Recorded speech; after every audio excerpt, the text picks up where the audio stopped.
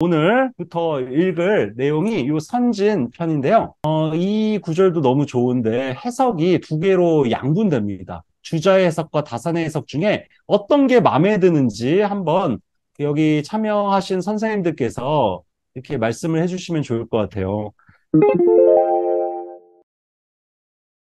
자장문 선인지도, 선인의 길에 대해 자장이 물었다. 선한 사람, 선한 사람의 길에 대해서 물어봤더니 공자가 대답하기를 이렇게 말해요. 이 적자와 실자가 이제 중요한데, 이 적자, 불천적이라도로 해석할 것이냐, 불천적하면이라고 해석할 것이냐. 이 적자는 이게 자취적자입니다. 옛 성현의 자취를 적이라고 해요. 옛 성현의 자취. 이거는 밟을 천자고, 옛 성현의 자취를 밟지 않았더라도 당연히 좋은 사람은 나쁜 짓을 하지 않겠지만, 다시 말해 책한 권 안 읽고 공자님 말 하나 들은 게 없어도 본성적으로 선한 사람은 공부를 하지 않았어도 선하게 살 거예요. 하지만 그것만으로는 부족하다는 거예요. 불리버실이라. 성인의 방실자입니다. 성인의 방에까지는 들어가지 못할 것이다. 성인의 방에 들어가려면 좋은 사람만으로는 부족해. 이게 주자 해석입니다. 반면에 다산의 해석은 조금 달라요. 성현의 옛 자취를 따라 밟아 나아가지 못하면 불천적하면 역불리버실이라. 성현의 방 안에 들어가지 못한다. 다시 말해 성현의 옛 자취를 밟아서 나아가야 된다라는 얘기를 지금 하고 있어요. 요거에 대한 그 옛날 사람들의 그 주석들을 한번 같이 읽어보도록 하겠습니다. 선생님 한번 집주 읽어주실래요? 선인은 자질은 아름다우나 배우지 못한 자이다. 경자가 말씀하였다. 천적은 길을 따르고 바퀴 자국을 지킨다는 말과 같다. 선인은 비록 굳이 옛 자취를 밟지 않더라도 저절로 악한 짓을 하지 않는다. 그러나 또한 성인의 방 경지에 들어가지는 못한다. 이게 이제 계속 읽을, 주자의 해석입니다. 굳이 옛자치를 밟지 않았더라도, 공부를 굳이 하지 않았더라도 악한 짓을 하지 않는 게 본성적으로 선한 사람이다. 하지만 성인의 경지에까지는 이르지 못한다. 그 다음, 이 장자는 그 장제라는 분인데요, 장제. 그 송나라 유학자입니다. 그 정희천 정명도 선생의 사부가 장제예요. 이 장제라는 사람도 되게 재밌는데 한번 먼저 읽어주세요. 이 선인은 인을 하려고 하나 학문의 뜻을 두지 않은 자이다. 인을 하려고 하기 때문에 비록 성인이 이루어 놓은 법을 밟지 않더라도 악을 따르지 않아 선을 자기 몸에 잘 간직한다. 그러나 배우지 않았기 때문에 어디로부터 성인의 방에 들어갈 수 없는 것이다. 역시 장제도 본성적으로 선한 사람을 선인이라고 풀이하고 있죠. 배워야만 성인의 방 안에까지 들어갈 수 있다라는 얘기를 지금 장제도 똑같이 하고 있어요. 홍상 교수는 이런 식으로 풀이를 하고 있습니다. 타고난 선한 본성대로 사는 사람, 선인이란 남에게 해를 끼치지 않고 제 한 몸 추스리기에는 적당하지만 공동체 위기를 극복한다거나 사랑을 베푸는 인의 실천자는 아니라고 이런 식으로 풀이를 했습니다. 그러니까 좋은 사람만으로는 부족하다. 나 한 몸 건사하기에는 괜찮으나 다른 사람까지 건사시켜주기에는 부족한 게 선인의 한계다. 라고 이렇게 풀이를 하는 게 일반적인 풀이 방식입니다. 박성배 교수라고 있는데요. 이분이 참사람으로의 전환이라는 논문에서 깨끗하기만 한 거울에 대해서 이야기를 하는데, 깨끗하기만 한 거울은 그냥 자기 혼자 깨끗하고 자기 혼자 선한 상태를 깨끗하기만 한 거울이라는 메타포로 비판하고 있어요. 이런 거를 소승적 불교 수행이라고 뭔가 매칭시키고 있습니다. 소승적인 것은 자기 혼자 보살이 되고자 하는 거죠.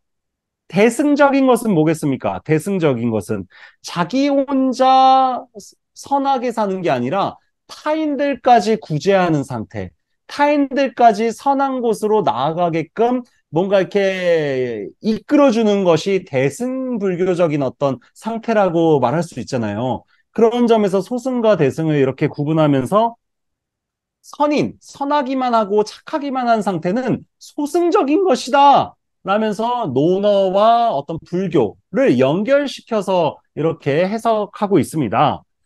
그런데 이제 다산의 경우에는 조금 다른 방식으로 풀이를 하고 있는데 요게 저는 좀 개인적으로 흥미로운 것 같아요.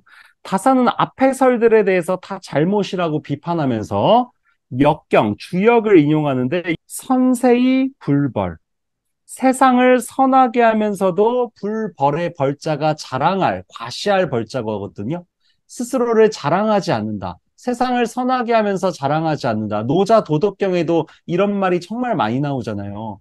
무언가를 하면서도 스스로를 드러내지 않는다. 선이란 선, 요거 수보, 수선할 선자입니다. 수선하다, 수보하다 할 때 선자거든요.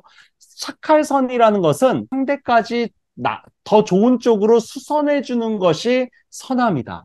라고 얘기를 해요. 진실로 선한 사람이라면 비록 배우지 않았더라도 반드시 그를 배웠다고 이를 것이니 어찌 바탕이 아름다운데 배우지 않았다고 말할 수 있겠느냐. 요 말이 저는 너무 좋아. 이게 공자의 논어를 그대로 인용하고 있거든요. 공자가 이런 말을 했어요. 수활미약이라도 오필위지학이라. 비록 배우지 못했더라도 나는 하지만 일상에서 선한 삶을 살고 있는 사람이야말로 진실로 배운 사람이다. 공부 많이 하고 책 많이 읽은 게 배운 사람이 아니라 삶에서 일상적 윤리적인 어떤 실천을 하는 사람이야말로 진실로 배운 사람이라고 공자가 얘기하고 있죠. 다산이 요거를 인용해 가지고 이 선한 사람은 이미 그 자체로 배운 사람이나 마찬가지야. 그렇기 때문에 뭐 무슨 바탕이 아름다운데 배우지 않았다고 말할 수 있겠느냐라고 얘기하면서 바탕이 아름다워도 배우지 않았다면 어찌 도가 있는 것을 좋게 물을 수 있겠느냐라고 얘기를 하고 있어요. 이미 선한데, 이미 선한데 실에 들어가지 못할 리가 있겠느냐? 이런 식으로 또 이렇게 이야기를 하고 있는데 이것도 이제 제가 보기에 좀 이렇게 멋진 해석이 아닌가. 이토 진사이, 일본의 에도 시대 유학자인 이토 진사이도 앞에 그 주자나 장제와 비슷한 방식으로 풀이를 하고 있습니다. 선인의 자질을 가졌다 해도 배움을 경유하지 않으면 마침내 사사로이, 자신만의 지혜를 쓰는 일을 결코 피할 수 없게 된다 하면서 배움이라는 것을 경유해야 된다. 경유하지 않으면 방에 들어가지 못한다. 라는 식의 이 동일한 해석을 하고 있죠.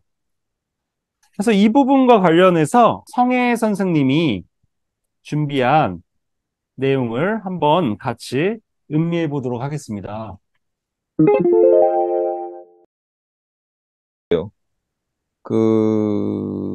성인의 자취를 밟지 아니하며 또한 성인의 방에 들어가지 않는다. 성인의 자취를 밟지도 아니하고 성인의 방에 들어가지도 않는다. 이렇게 해석을 합니다. 그래서 일단 그 주자라든지 아까 봤던 뭐 여러 이 선악들의 선자 해석이 잘못됐다라고 비판을 해요. 이 세상 사람들은 선자를 잘 알지 못한다. 이는 후세 불교에서 선을 말하자 사람들이 그 설명에 매료되어 한 번이라도 선이라는 말을 듣게 되면 문득 불교식으로 해석을 하게 되었기 때문이다. 그러므로 주자는 선한 사람은 자질을 암다우나 배우지 못한 자이다라고 하였고 이는 행하려고 하나 학문의 뜻을 두지 않는 자이다라고 하였다. 신사에는 선을 행함에 게을리하지 않으니 그의 덕은 충분히 칭찬할 만한 것이 있다. 그러므로 온 세상 사람들이 그를 우러러 사모한 것이다. 이것은 모두 선한 사람에 대한 해석을 알지 못한 것이다. 이렇게 비판을 합니다. 그리고 이 공황국이라는 한나라 때 학자가 그래도 조금 해석이 가깝다 이렇게 보고 있어요. 그래서 이 공황국은 선한 사람은 다만 옛 자치를 따를 뿐 아니라 자기 역시 조금은 창업을 할 수 있다. 옛 자치를 따르지만 거기에 덧붙여서 자기만의 새로운 길을 간다는 거죠. 그러나 역시 성인이 그윽한 방에는 들어가지 않는다. 이렇게 해석을 했는데 이것이 그나마 자기가 보기에는 옳은 해석이다. 이렇게 말하고 있습니다. 그래서 예를 들기를 이 관중의 무리와 같은 자들이 선한 사람이다. 이렇게 말하고 있어요. 재밌네요. 관중을 보통 선하다라는 프레임으로는 얘기를 안 하는데, 이거 좀 예. 흥미로운 해석이네요. 그래서 이 소라이가 생각하는 선이란 거는 뭐 심성이 착하다거나 뭐 이렇게 자질이 선한 사람이 될 자질이 있다거나 이런 어떤 형이상학적인 의미가 아니라 여기 밑에 쪽에 보면요. 맹자의 하고자 할 만함을 선이라고 한다라는 요 구조를 인용을 하면서 천하 사람들이 좋아하는 것을 행하는 그것을 선이라고 한다. 이렇게 말합니다.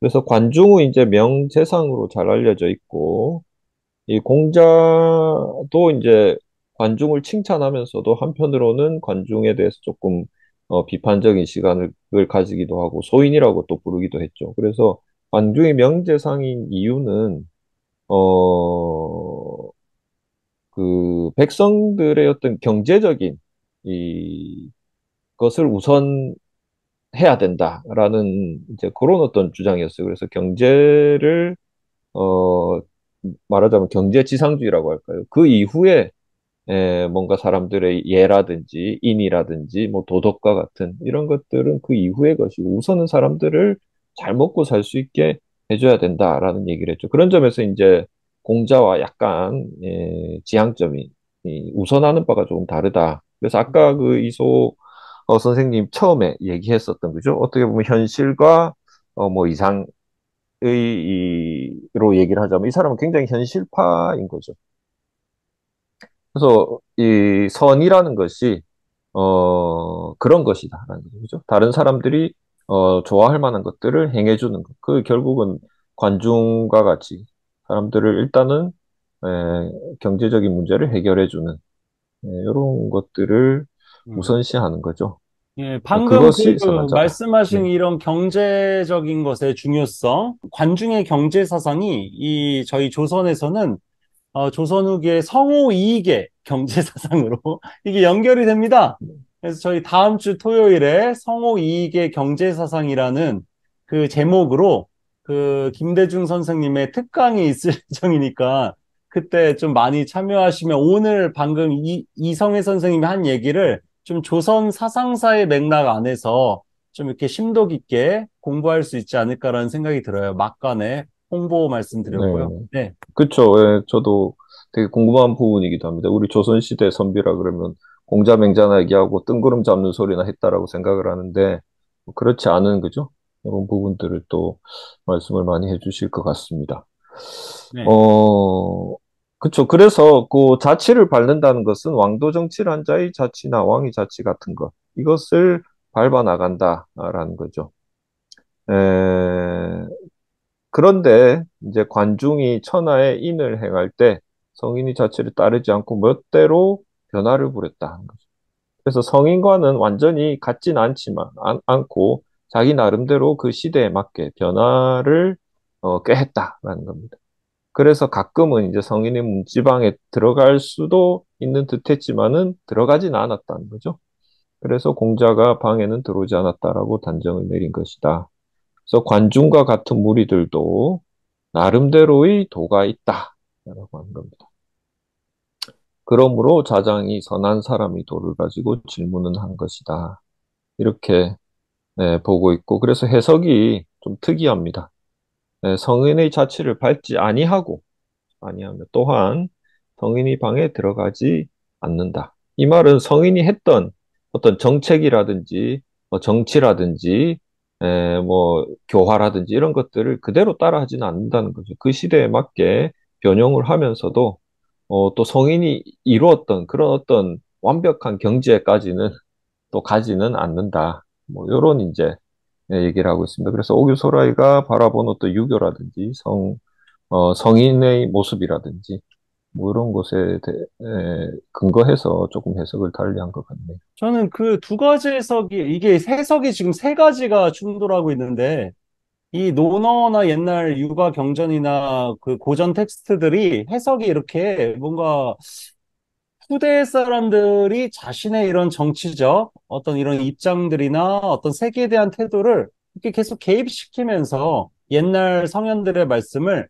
약간 자의적으로, 자기식으로 이렇게 해석하는 방식이 흔한데요. 그런 점에서 저희도 저희 나름대로 새롭게 뭔가 재해석할 수 있는 여지가 있다라고 생각하면서 고전을 공부하면 저희가 좀 이렇게 주체적으로 독해할 수 있는 부분들이 더 늘어나지 않을까라는 생각이 들어요. 이 공부의 영역이 역시 마찬가지인데, 선하기만 하다라는 것을 부정적으로 볼 수도 있고, 아까 처음에 배병삼 교수의 의론처럼, 그리고 선하기만 한 것과 달리, 진짜 제대로 선한 사람은 공부를 굳이 하지 않았어도 그냥 사람과 사람의 관계를 좀 더 이렇게 잘 윤리적으로 수행할 수 있는 상태라고도 볼 수 있거든요. 그리고 한편으로는 또한 공부라는 것이 일정하게 필요한 순간들이 있습니다. 상황에 따라. 공부라는 것을 무조건 이렇게 중시해서도 안 되지만 공부라는 것을 무조건 또 경시하는 것도 옳지 않죠. 이거 어쨌거나 공부라는 것이 상황에 따라 나의 본성을 더 풍요롭게 견지해주는 역할을 하기도 하고 공부라는 것이 나의 본성을 더 혼탁하게 만드는 경우도 있거든요. 공부 잘못하다가 주화인마에 빠질 수도 있습니다. 어떤 공부를 어떻게 하느냐가 중요하다는 거지, 공부 자체가 무조건 좋은 것도 무조건 나쁜 것도 아니다. 이런 식으로 우리가 본다면 좀 더 균형적으로 파악할 수 있지 않을까라는 생각이 들고요. 그리고 이 장제와 관련해서 제가 한 가지 말씀드리고 싶은데, 이 장제라는 사람이 진짜 멋진 말을 많이 남겼는데 그 중에 하나가 요 말이에요. 이 장제라는 사람이 이게 어떤 이런 유가적 엘리트거든요. 귀족 엘리트입니다. 이른바 지식인인데 이 백성과의 어떤 이런 관계를 이런 식으로 설정하고 있어요. 백성과 나는 동포다. 동포라고 하면 이 포자가 자궁을 함께 쓴 상태가 포입니다. 그러니까 어머니 뱃속을 같이 공유했던 경험을 가져야만 포라고 붙일 수가 있어요. 그런데 우리가 동포라는 말을 좀 이렇게 유비적으로 확장적으로 많이 쓰고 있잖아요. 재미동포, 제일동포, 제중동포. 조선족이 아니라 제중동포라는 말을 이제 쓰는 게 좋다면, 그때 이제 포라는 말은 이게 어떤 이런 민족의 개념으로 어머니 배를 좀 이렇게 확장해가지고 어떤 한민족이라는 개념으로 이렇게 포라는 개념을 이렇게 넓혀서 우리가 사고하는 거죠. 그러니까 그런 식의 사고방식을 그런 식의 동포라는 개념을 처음 썼던 사람이 장제입니다. 장제가 이 동포라는 말을 이렇게 확장적으로 처음 쓴 사람이에요. 백성과 나는 계급이 다른데, 신분이 다른데, 동포야. 서로 연결돼 있어. 이런 식의 사고방식. 요게 이제 좀 이렇게 의미심장하고, 어떤 형제가 없는 이런 제자 하나가 자기는 옛날에는 막 여섯, 일곱 명, 열 명씩 낳았던 시대잖아요. 근데 외동이야. 형제가 없어서 외로워. 그래서 공자한테, 사부한테 찡찡댄 거예요. 선생님, 저 형제가 없어서 너무 외로워요. 그러니까 공자가 뭐라고 얘기했냐. 사회의 모든 사람들이 다 너의 형제이니 군자가 어찌 형제 없음을 근심하리요. 그러면서 사회는 옛날식 세계, 천하, 이 온 세상을 표현하는 이런 단어입니다. 사회. 그러면서 사회의 모든 사람들이 다 너의 형제이니까 형제 없음을 근심할 필요가 없다라고 대답을 해줘요. 이것도 형제라는 개념을 확장적으로 사고하고 있죠. 엄마 배를 공유한 사람만이 형제가 아니라 마치 교회나 이런 데 가면 무슨 성당 가면 형제님, 자매님 하듯이 엄마가 다른데 왜 내가 형제야? 엄마가 다른데 왜 우리가 자매야? 이상하잖아요. 근데 기독교라는 보편 종교가 형제 자매라는 개념을 확장적으로 인종과 어떤 계급과 출신과 나이와 이런 거에 상관없이 다 우리가 형제 자매다라고 사고하고 있지 않습니까? 이런 식의 사회라는 말을 공자가 형제와 사회를 가장 이렇게 의미심장하게 확장시켰고, 장제가 동포라는 단어를 이런 식으로 사용했다는 겁니다. 요게 결합되어서 만들어진 단어가 뭡니까? 현대의 사회 동포주의. 사회 동포주의가 뭡니까? 코스모폴리타니즘의 번역어가 사회 동포주의죠. 코스모폴리탄, 세계 시민. 이 세계 시민주의라는 영어 단어를 우리 한자를 이용해서 번역한 게 사회 동포주의고, 이 사회 동포주의는 그 출처가 공자와 장제에게서 출처가 있다라는 겁니다. 공자와 장제에게서 출처가 있다. 다시 말해 코스모폴리타니즘이라고 할 수 있는 세계 시민주의적인 사고가 바로 동아시아의 유교라는 거죠. 유교. 유교는 형제나 동포라는 개념을 이렇게 아주 보편적인 세계적인 이런 개념으로 대폭 확장시켜서 사고한 동아시아의 세계 종교, 보편 종교라는 겁니다. 그런 점에서 동아시아적 세계 시민주의가 유교이고, 그 유교의 동포와 사회라는 개념을 가져다가 코스모폴리타니즘의 번역어를 만들었다. 이런 식으로 장제가 나름 중요한 어떤 이런 역할을 했다라는 거를 한번 강조하고 싶었고요. 저희 물레당에 그 광고 영상 쪽 일을 하시는 작가님이 계신데, 남자 작가님인데요. 저랑 나이가 비슷한. 그 작가님이 그 팔에 타투를 하고 계신데, 팔에 타투를 뭐라고 이렇게 문신을 했냐? 바로 요 구절을 팔에 타투를 했습니다. 요 구절. 그래가지고 그분이랑 제가 밥 먹고 무슨 차 마시고 술 마실 때마다 이 구절을 계속 음미하게 돼요. 계속 팔에 보이니까. 이 구절이 도대체 뭐길래, 어? 이 젊은 남성이 그 고전이랑 전혀 상관없는 일을 하는 그 작가님이 팔에 타투로 새겼을까? 이 질문부터 우리가 하면서 한번 이 구절을 음미해 보면 좋겠다라는 생각이 듭니다. 이 부분 번역문 한번 읽어보도록 하겠습니다. 번역문 한번 읽어주실래요? 선생님 말씀하시다.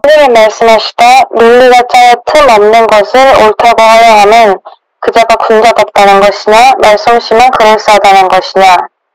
예, 요 부분 밑에는 집주고요. 요게 이제 번역문인데 요 부분 한번 보겠습니다. 논독이라는 단어. 논독이 논리가 짜여 틈 없다라고 번역을 했는데 독실하다라는 거예요. 논리가 독실하다. 우리는 독실하다라는 단어를 이제 뭐 신앙이 두텁다라고만 이해하는데, 독실하다라는 것은 이게 두텁다 이런 뜻도 있지만, 이게 너무 체계적이고 너무 꽉 짜여 있어서 이렇게 물 셀 틈 하나 없는 상태도 독입니다. 논리가 독실하다라는 것은 그런 뜻이에요. 되게 논리적이고 치밀하게 말을 꼼꼼하게 체계적으로 하는 사람들 있잖아요. 논리적인 이런 논객들. 그런 논객들의 말솜씨가 논독이라고 할 수가 있겠습니다. 그 논독을에 대해서 시어라고 하고 있어요. 시어라는 말, 시자가 오를 실자, 오를 시. 이거는 허여할 여, 허락하다라는 뜻이죠. 허락할 여. 옳다라고 허락한다라는 얘기예요. 논독을 옳다라고 허락한다는 것은 군자라는 것이냐, 그 사람이 군자답다는 것이냐, 아니면 색장한 자라는 것이냐. 색장이라는 개념이 중요하죠. 색은 외양을 색이라고 하고, 장은 장엄할 장자, 엄숙할 장자, 엄숙하고 장엄한 것을 장이라고 합니다. 다시 말해, 뭔가 외양이 그럴싸하게 엄숙하고 뭔가 있어 보이는 상태. 이게 색장입니다. 논리적이다라는 것이 군자답다는 것이냐, 겉모양만 이렇게 뭔가 그럴싸해 보이다는 것이냐, 당연히 겉모양만 그렇다라는 얘기죠. 논리적인 것만으로는 부족하다는 얘기예요. 논리적이기만 해서는 안 된다라는 겁니다. 말솜씨만 현란한 이런 이른바 헛똑똑이, 지식인 전문가에 대한 비판이 여기에 담겨져 있다라고 볼 수가 있겠습니다. 말솜씨만 현란한 사람들 진짜 많잖아요. 사회에, 정치권에. 그런 사람들에 대한 비판이 여기에 담겨져 있다. 그래서 집주에서도 그 주의가 외양만 엄숙하게 그럴싸한 차인가 알지 못하겠다라고 말씀하신 것이다. 말과 외양으로 사람을 취해서는 안 된다. 지금 요 논독 요 여시에 대하여서 이성애 선생님이 또 이렇게 준비한 내용들이 있어서 짧게 한번 이야기를 나눠보고. 소라이도 되게 좀 애매했던 것 같아요. 그래서 논독에 대해서는 어떻게 해석해야 할지 모르겠다 하고 그 뒤에 이렇게 덧붙이고 있습니다. 이 역시도 좀 특이한 해석인데요. 역사서적에서, 그죠? 평론이 지극한 것을 동론이다. 예, 아주 독실한 평론. 그래서 논독이라고 하면 반드시 당시 사람들의 의론을 말하는 것이다. 이렇게 추측을 하고 있습니다. 그래서 또 시라는 것은 오를 시자가 있죠. 시비 할 때. 그래서 이것을 시를 뭐 동사로 해석하는 경우는 많이 있거든요. 그렇기 때문에 당시 사람들의 의론을 옳게 여긴다면 이라고 합니다. 그래서 여는 이제 추측의 이 어조사로 이렇게 해석을 했습니다. 그래서 당시 사람들의 의론을 옳게 여긴다면 군자다운 사람인가 얼굴만 뭐 씩씩한 사람인가 라고 말한 것이다. 그래서 여기에서 이제 그 근거로 이제 자공이 우리 예전에 요거 했나 모르겠는데요. 네, 했습니다. 네네. 했죠, 그죠? 다시 한번 네. 소개해 주세요. 요거 밑에 주석 네. 2번에 있는 문자. 자공이 이렇게 물었습니다. 공자님께 마을 사람이 모두 좋아하는 사람이면 어떻습니까?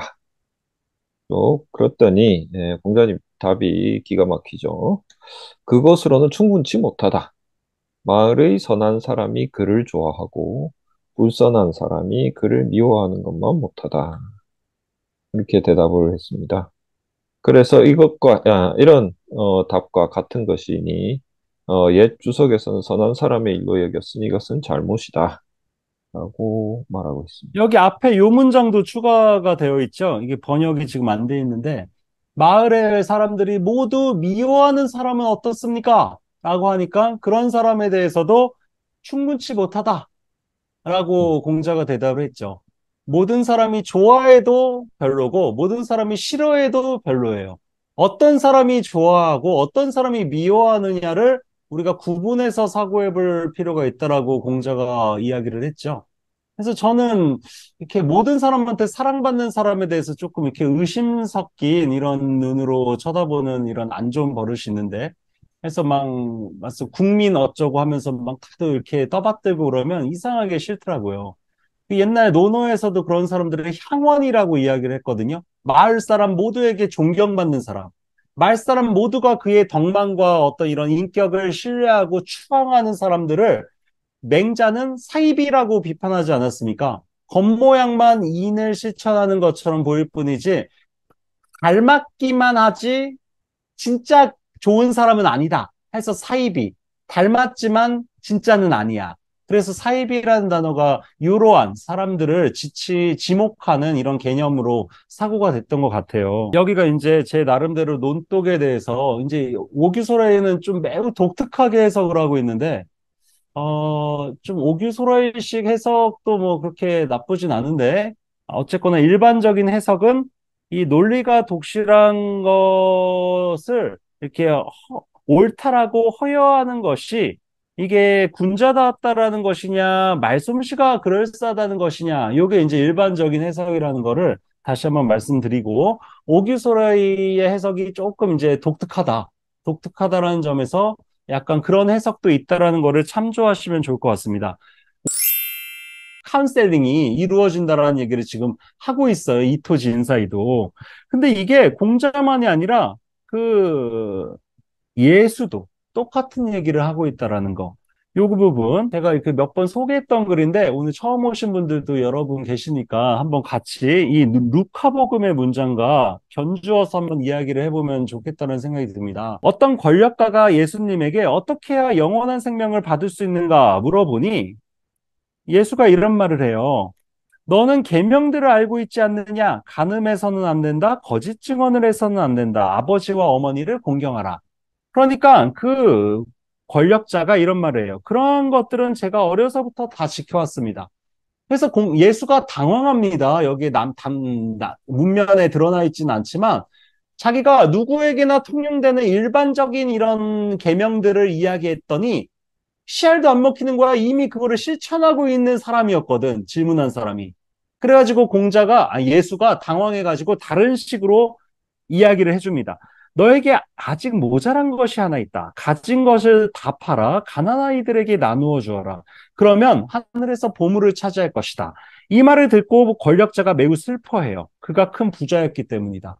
다시 말해 일반적인, 절대적인 모든 사람들에게 두루 통용되는 진리나 계명을 얘기할 때는 그 사람에게 씨알이 안 먹히다가 그 상대에게만 딱 뭔가 적용되는 상대가 가장 어려워하고 힘들어하고 괴로워할 것만을 타겟팅해서 뭔가 말씀을 내려주니까 권력자가 슬퍼하는 거죠. 상대가 가장 버리기 싫은 것들을 타겟팅하는 게 중요합니다. 이게 전략적으로. 그래서 이게 우리가 뒤에서 이 구절이 나오거든요. 부자가 하나님 나라에 들어가는 것보다 낙타가 바늘기로 들어가는 게 더 쉽다. 이 말을 갖고서 가난한 사람들이 마치 천국에 가는 게 더 쉽다라고 우리가 오해하는데 그렇지 않습니다. 부자가 천국에 가는 게 어렵다라는 거지, 그러면 가난한 자가 천국에 가는 게 쉽다는 뜻은 아니에요. 부자가 천국에 가는 게 어렵다는 거지. 이게 다른 뜻입니다.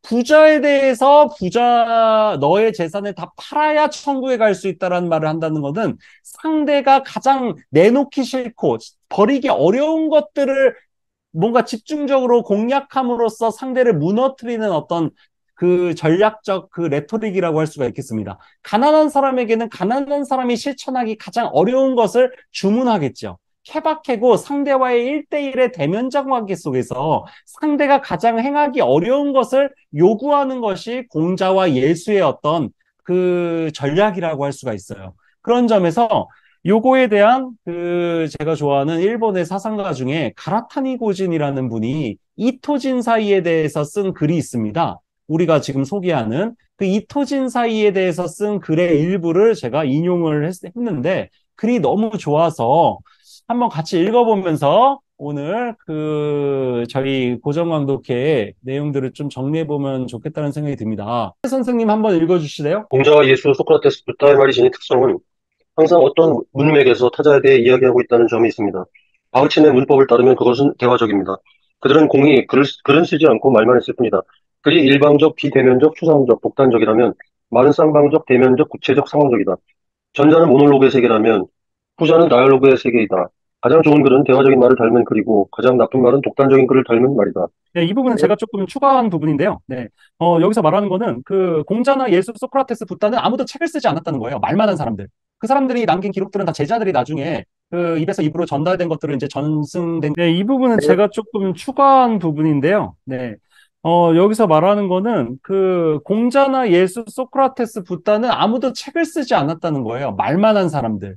그 사람들이 남긴 기록들은 다 제자들이 나중에 입에서 입으로 전달된 것들을 이제 전승된 것들을 정리한 기록들 아니겠습니까? 말이 중요하다는 거고, 말은 대화적이라는 거. 대화적이라는 거는 상대가 있기 때문에 내가 하고 싶은 말만 떠드는 게 아니라 상대와의 관계 속에서 아까 공자나 예수처럼 상대가 어떤 사람이냐에 따라서 내가 말하는 내용들이 다 제각각 달라진다는 거예요. 그래서 논어나 어떤 이런 불교의 책들을 보면 모순적인 내용들이 너무 많아.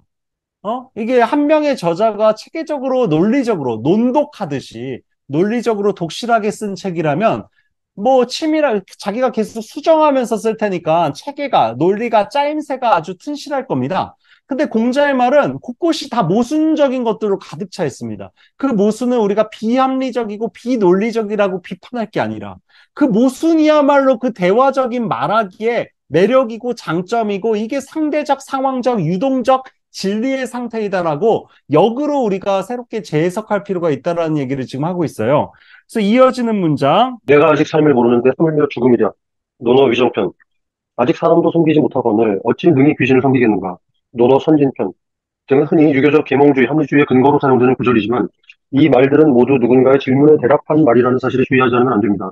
이 누군가가 중요한 것입니다. 만일 상대가 단지 무지한 자이거나 솔직하게 죽음이나 사후세계에 대해 묻고 있는 것이라면 공자는 이런 말투를 취하지 않았을 것입니다. 공자의 말은 분명히 죽음에 대해서는 알지 못하지만 적어도 생에 대해서는 알고 있다고 믿는 지자에 대한 반어, 아이러니입니다. 공자의 무지는 무지를 가장한 아이러니한 것임에 틀림없습니다. 공자의 말은 실제로 대화가 없다 할지라도 모두 1대1의 관계에서 타자의 말에 대해 난 것이다. 바꿔 말해 공자의 말은 스스로 무언가를 적극적으로 주장한 것이 아니라 역으로 누군가가 적극적으로 주장한 것에 대한 반어로서만 존재합니다. 공자의 말은 실제로 대화가 없다 할지라도 모두 1대1의 관계에서 타자의 말에 대해 난 것이다. 바꿔 말해 공자의 말은 스스로 무언가를 적극적으로 주장한 것이 아니라 역으로 누군가가 적극적으로 주장한 것에 대한 반어로서만 존재합니다. 공자가 말씀하시길 인이 멀리 있는가? 내가 인을 바라면 여기에 인이 있다. 논어 수리편. 이 역시 인이 도달하기 어려운 높고 먼 것이라는 주장, 태세에 대한 반어입니다. 맹자는 도가 가까이 있다. 그럼에도 불구하고 이를 멀리서 구한다. 산은 쉽게 있다. 그럼에도 불구하고 이를 어렵게 구한다 하였습니다. 이는 논어에 대한 조석으로서 틀리지는 않지만 무언가 다릅니다. 예, 이게 조금 어려울 수 있는데요. 보시면 같은 말 같은데 전혀 달라요. 맹자는 도가 가까이에 있다. 도는 멀리 있지 않다. 파랑새에 대한 그 우화처럼 보물은 먼 곳에 있는 게 아니라 우리 가까운 곳에 있다. 진리는 우리 주변의 일상에 있다. 너무나 우리가 다 아는 이런 뻔한 얘기잖아요. 근데 이런 말을 맹자가 도는 진리는 가까이 있다라고 하고 공자는 이미 멀리 예, 이게 조금 어려울 수 있는데요. 보시면 같은 말 같은데 전혀 달라요. 맹자는 도가 가까이에 있다. 도는 멀리 있지 않다. 파랑새에 대한 그 우화처럼 보물은 먼 곳에 있는 게 아니라 우리 가까운 곳에 있다. 진리는 우리 주변의 일상에 있다. 너무나 우리가 다 아는 이런 뻔한 얘기잖아요. 근데 이런 말을 맹자가 도는 진리는 가까이 있다라고 하고 공자는 인이 멀리 있는가? 내가 인을 바라면 인은 여기에 있다. 인이 멀리 있는가? 멀리 있는가라는 어떤 이런 반어적 질문을 통해 가지고 멀리 있지 않다라는 얘기를 지금 하고 있어요. 비슷하지만 다르다는 거예요. 누가 질문한 것에 대한 이런 반어적 답변으로서 대답하는 것이냐? 그 동일한 내용이라 하더라도 그거를 뭔가 하나의 선언적인 명제로서 내가 이렇게 표방하고 어떤 이런 절대화시키느냐의 차이가 여기에 있다라는 거고, 그런 점에서 적극적인 명제를 얘기하는 것이 아니라 언제나 그 부정을 통해서 무언가를 이야기하고 있다는 거. 이게 이제 재밌어요.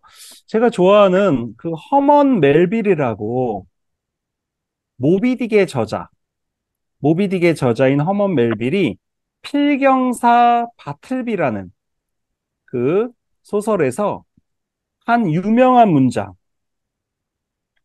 들어보셨을 유명한 문장. 이게 이제 전 세계적으로 회자가 됐었던 문장인데, 왜 유명하냐? 나는 그렇게 하고 싶지 않습니다. 무언가를 적극적으로 하고 싶다라는 것이 아니라 무언가를 소극적으로 하고 싶지 않다라는 것이 이 문장의 핵심인데, 이게 지금 앞에서 얘기한 이 공자의 말, 무언가 적극적으로 어떤 명제를 이야기하는 것이 아니라 부정을 통해서 무언가 반어적으로 이야기하는 거, 일종의 소극적인 상태,